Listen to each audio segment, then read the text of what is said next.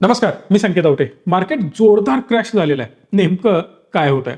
बरेच लोक घाबरलेत. ऍक्च्युली जर बघितलं ना, एक आठवड्यापूर्वी मार्केटने एक चांगली रॅली दिलेली होती. मार्केट परत रिकव्हर होत आहे अशी एक प्रत्येकाच्या मनामध्ये धारणा बनलेली होती.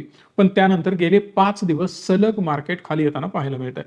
म्हणजे एक आठवडा कम्प्लिटली रक्तबंबाळ झाल्यासारखी चार्टची अवस्था आपल्याला पाहायला मिळत आहे. ज्यामध्ये 5 दिवसात निफ्टी 1254 पॉईंट तर बँक निफ्टी 3081 पॉईंट आपल्याला खाली आलेला पाहायला मिळतोय. नेमकं रिटेलरच्या मनामध्ये काय सुरू आहे? एफआयआयज काय म्हणतात? डीआयआयज काय म्हणतात? म्युच्युअल फंड इंडस्ट्रीमध्ये नेमकी काय चर्चा सुरू आहे? आणि ओव्हरऑल दलाल स्ट्रीट काय म्हणतोय? सगळं मी व्यवस्थित या व्हिडिओमध्ये एक्सप्लेन करतोय. पण त्याआधी चॅनलला सबस्क्राईब करा, बेल आयकॉनला प्रेस करा आणि अशाच नवनवीन व्हिडिओ पाहत राहा. बघा, पहिलं कारण सांगितलं जात आहे. आता सध्या मार्केटमध्ये जी चर्चा सुरू आहे, जी कारणं सांगितली जात आहेत, त्याच्याबद्दल पहिला डिस्कस करतो. ते खरं आहे, खोटं आहे आणि नेमकं काय सुरू आहे याबद्दल पण आपण चर्चा व्यवस्थित करणार आहोत. पहिलं कारण आणि महत्त्वाचं कारण हे सांगितलं जात आहे की डीआयआयज जोरदार बाईंग करण्याचा प्रयत्न करतायत, पण सक्सेसफुल होत नाहीयेत.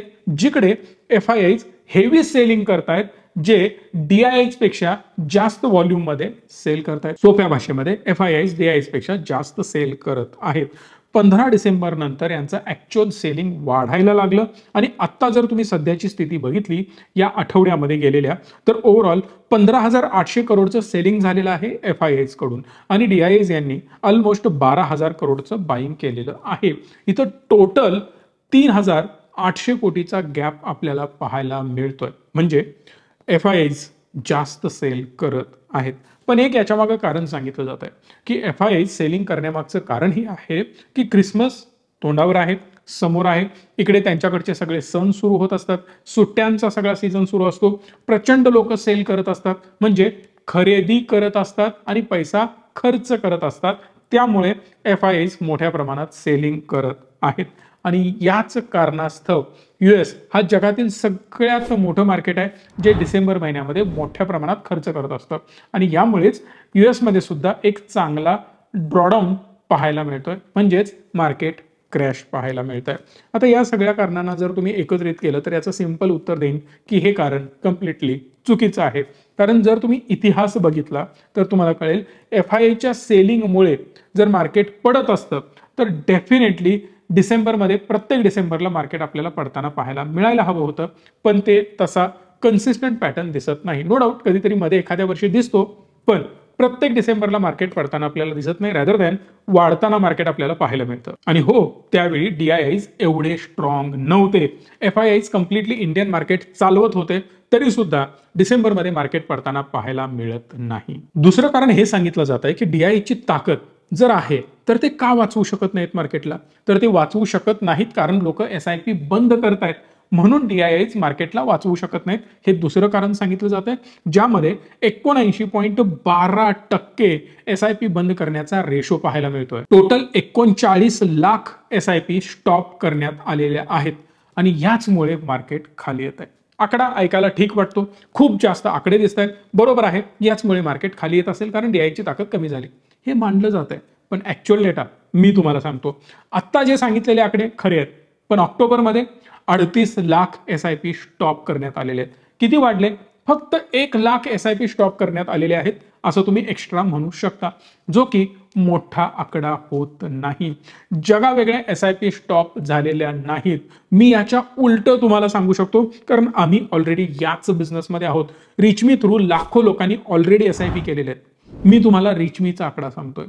आत्ता ऍक्च्युअली रिचमीच्या प्लॅटफॉर्म थ्रू एसआयपी वाढलेले आहेत. पहिली गोष्ट. दुसरी महत्वाची गोष्ट, नंबर्स हे झाले. आता व्हॅल्यू.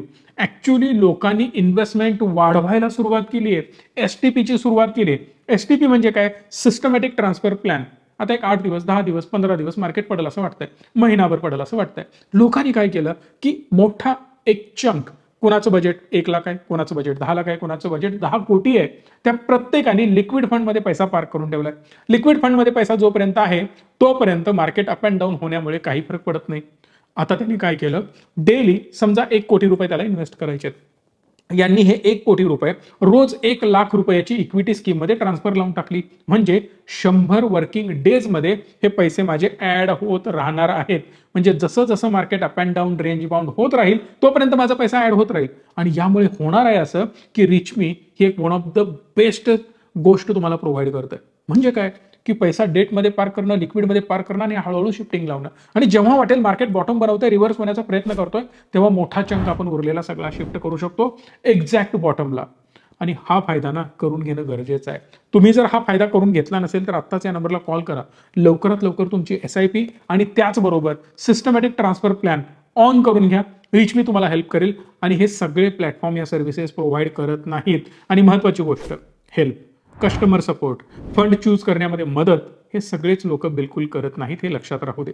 त्यामुळे नंबर तुमच्याकडे आहेच. सो या सगळ्यावरून तुम्हाला काय कळालं की आत्ता घाबरण्यासारखी स्थिती बिलकुल नाही. SIP बंद करतायत हा कम्प्लिटली चुकीच्या पद्धतीनं मांडला गेलेला आकडा आहे. मिस इंटरप्रिटेशन किंवा मिस गाईड करण्याचा हा एक प्रकार मला सध्या पाहायला मिळतोय. तिसरं कारण सांगितलं जातंय की ऍक्च्युली मला हास्यास्पद वाटलं बरं का. रुपी डिप्रिशिएट होतोय, नक्कीच होतोय. विचार करण्यासारखी गोष्ट आहे, काळजी करण्यासारखी गोष्ट आहे, चुकीची गोष्ट आहे, व्हायला नको पाहिजे, मान्य करूया. पण यामुळे लोक पैसा काढतायत किंवा FI सेलिंग करतायत हा मूर्खपणा आहे. कारण जर रुपी डिप्रिशिएशन तुम्ही बघितला तर तो आधीपासून होतोय. रुपयाची किंमत 10 रुपये होती, 20 रुपये होती, 30 झाली, 40 झाली, 50 झाली, 60 झाली, 84 झाली, चालूच आहे. कंटिन्युअसली हा फॉल होतोय, नक्कीच होतोय. पण ह्याला कारण ग्लोबली आहेत. आणि US जेवढा स्ट्रॉंग होत जाणार तेवढा रुपया डिप्रिशिएट होत जाणार. यामध्ये कोणालाही शंका असण्याचं काहीही कारण नाहीये. आणि हे होतच राहील. त्यामुळे घाबरण्याची बिलकुल गरज नाही. दुसरी गोष्ट सांगितली जाते याच्या पुढची, टॅक्सेस वाढवण्यात आलेले आहेत आणि त्यामुळं हायर व्हॅल्युएशनला मार्केट आहे म्हणून हे सेल ऑफ येतोय. एक गोष्ट लक्षात घ्या, टॅक्सेस जे वाढवलेत ना ते सिंपल आत्तापासून पुढे वाढवण्यात आलेले आहेत. 2024 पासून पुढे 12.5%, जगावेगळे नाही, 10%वरून 2.5%चा टॅक्स वाढलेला आहे. बरं, हा टॅक्स वाढून आता 4-5 महिने होऊन गेले. आता 4-5 महिन्यापूर्वीच जर यांना सेलिंग करायचं असतं तर केलं असतं. तिथून पुढे परत मार्केट एवढं जास्त वाढताना आपल्याला पाहायला मिळालं नसतं. हे लक्षात घ्या. जुन्या ज्या इन्व्हेस्टमेंट आहेत ना त्यांना तेवढाच टॅक्स लागेल. इथून पुढे जो तुम्ही गेन कराल 24 जुलैपासून पुढे, तिथून पुढेच तुम्हाला टॅक्स वाढलेला पाहायला मिळणार आहे. त्यामुळे हे सुद्धा कारण कम्प्लिटली खोटं आहे असं मला पर्सनली वाटतं. FIsनी काढलेला पैसा आता लक्षात घेऊयात नेमका जातोय कुठं. माझ्या मताप्रमाणे जे सध्या मार्केटमध्ये सुरू आहे थोडंसं अनसर्टन गोष्टी आपल्याला पाहायला मिळतात. बघा ना, भारतामध्ये सुद्धा इन्फ्लेशन थोडंसं वाढलेलं पाहायला मिळतं जे कंट्रोल करता येत नाहीये. मॅन्युफॅक्चरिंगच्या आकडेमध्ये खराब आले, GDPचे आकडे खराब आले. सो स्टेबिलिटीवर आणि नवीन पॉलिसीवर सगळ्यांचं लक्ष आहे की नेमकं गव्हर्नमेंट याच्यावर कशा प्रकारे ऍक्शन्स घेऊन याला टॅकल करणार आहे. मग जोपर्यंत तुम्ही टॅकल करणार नाही, याच्यावर करेक्टिव्ह प्रिव्हेंटिव्ह ऍक्शन घेणार नाही, तोपर्यंत आम्ही आमचा पैसा थोडासा सेफ ठेवतो. ही पहिली गोष्ट. दुसरी महत्वाची गोष्ट, बरं पैसा ठेवायचा कुठे? बॉन्डमध्ये. बॉन्डच्या यील्ड खूप चांगल्या वाढत आहेत. म्हणजे बॉन्डचे इंटरेस्ट रेट अमेरिकेमध्ये टॉपला आहेत, हायएस्ट लेवलला आहेत. सगळ्यात जास्त व्याज तिथं मिळतोय. राऊंड फिगर मी तुम्हाला सांगतोय, ऑलमोस्ट 5% पकडून चाला. 4 पॉईंट समथिंग आहे, आपण 5% पकडून चालू. जिथं 0 रेट मिळत होता तिथं आज 5% मिळत आहेत. म्हणून अशा थोड्याशा धोकादायक स्थितीमध्ये ते पैसा सेफर साईडला जाऊन पार्क करतायत. याचा फायदा डेफिनेटली FIsना होतोय. ऑलरेडी FIचे ऑलमोस्ट 100 लाख कोटी भारतात आहेत बरं का. त्यातले कुठले 2-5 हजार कोटी, 15,000 कोटी, 20,000 कोटी गेले म्हणजे काही मेजर फरक पडत नाही. बट हा जो पैसा US मध्ये जातोय, US मध्ये सुद्धा 15 तारखेला डोनाल्ड ट्रम्प काय काय बोलतात याच्याकडे सगळ्यांचं लक्ष आहे. त्यांच्या पुढच्या पॉलिसीज काय असतील, कुठल्या सेक्टरला ते जास्त प्राधान्य देतील आणि कुठल्या सेक्टरला खाली घेऊन येण्यासाठी प्रयत्न करतील. हे एकदा का क्लिअर झालं त्यानंतर लगेच FI चांगल्या ग्रोईंग सेक्टरमध्ये इन्व्हेस्टमेंट करण्यासाठी तयार होतील. टॅक्स प्लॅनिंग, टॅक्स हार्वेस्टिंग या सगळ्या गोष्टी पण त्यामध्ये आल्या. येणाऱ्या क्वार्टरचे आकडे सुद्धा तोपर्यंत येतील. त्याला जर पॉझिटिव्ह रिस्पॉन्स असेल तर एकदम फास्ट इन्व्हेस्टमेंट मार्केटमध्ये पुन्हा एकदा पोर होताना पाहायला मिळेल. आता या सगळ्यामधून अजून एक कन्क्लुजन, गोल्ड खाली येत आहे, क्रूड ऑइल खाली येत आहे, मार्केट खाली येत आहे. कधीही जर एकच डायरेक्शननी मार्केट जाणार असेल एखाद्या गोष्टीचं किंवा एखादं सेक्टर, म्हणजेच गोल्डमध्ये जर चांगली ग्रोथ असेल तर डेफिनेटली मार्केट डाऊन असेल तर आपण समजू शकतो की गोल्डला जास्त प्राधान्य दिलं जात आहे आणि मार्केटमध्ये पॅनिक सिच्युएशन क्रिएट होऊ शकते किंवा मार्केटवर जाताना गोल्ड खाली येऊ शकतो. दोन्ही वाईस वर्सा चालतं. फक्त 2024 जर सोडला तर मी बोलतोय. मग जर असं असेल तर काहीतरी चांगलं परफॉर्म करेल, काहीतरी खराब करेल. पण इथं तशी गोष्ट दिसत नाही. फक्त बॉन्ड यील्ड ठीकठाक आहेत कारण डॉलर स्ट्रॉंग होतोय. डोनाल्ड ट्रम्पमुळे या सगळ्या गोष्टी होताना आपल्याला सध्या तरी पाहायला मिळत आहेत. माझ्या मताप्रमाणे लवकरात लवकर हे सगळं सेट व्हायला पाहिजे आणि ते होईल. 1000-1500 पॉईंट अजून जरी मार्केट खाली आलं तरी एवढं जास्त घाबरण्याची गरज नाही असं मला पर्सनली वाटतंय. सो आता ही वेळ आहे चांगल्या क्वालिटीचे best stock, best mutual fund accumulate करण्याची. सो मेजरली फोकस तुमचा म्युच्युअल फंडवर असू दे. काहीही मदत लागली तर आम्ही आहोत, या नंबरला कॉल करून सविस्तर माहिती घेऊ शकता. हा व्हिडिओ मॅक्सिमम लोकांपर्यंत पोहोचवा, कारण कोविड नंतर एक सुंदर अनुभव आणि एक सुंदर चान्स आपल्या समोर उभा राहिलेला आहे आणि याचा फायदा करून घेणं खूप जास्त गरजेचं आहे. आय होप तुम्हाला व्हिडिओ आवडला असेल, त्यामुळे तुम्ही लाईक, शेअर आणि चॅनलला सबस्क्राईब कराल. धन्यवाद. Stay tune and stay positive.